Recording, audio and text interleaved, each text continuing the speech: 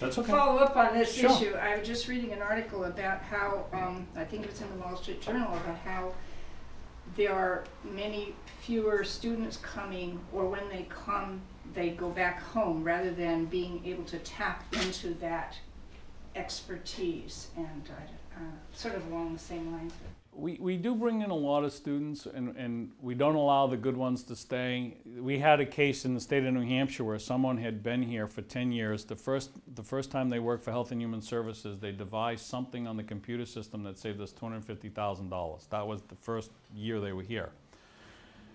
They had been here for their 10 years, and the federal government told them that they couldn't stay, even though the state of New Hampshire said, we'll be responsible for him.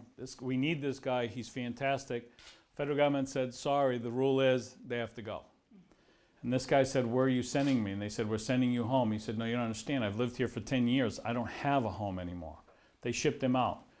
I have another person who works for the state who's a 25-year Navy veteran. It's a female. She met a man in Cuba, and she demanded that he come here legally. It took him 6 years to come to the United States legally.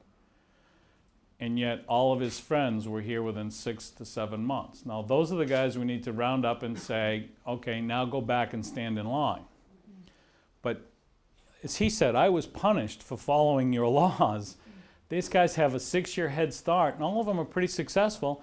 And everybody says, oh, don't worry, they're not going to get the $600 rebate because they don't have Social Security numbers. They all have Social Security numbers.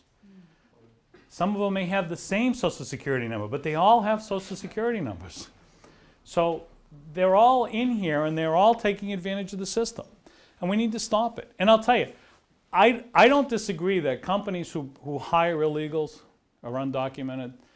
I think they should pay the cost. I think they should be responsible for any medical costs that we've provided because they weren't here. There are a whole lot of issues because the deal when you hire undocumented is that you're not paying the taxes, you're not paying the fees, and you're not providing the benefits. So I think we should take the incentive away and see what happens.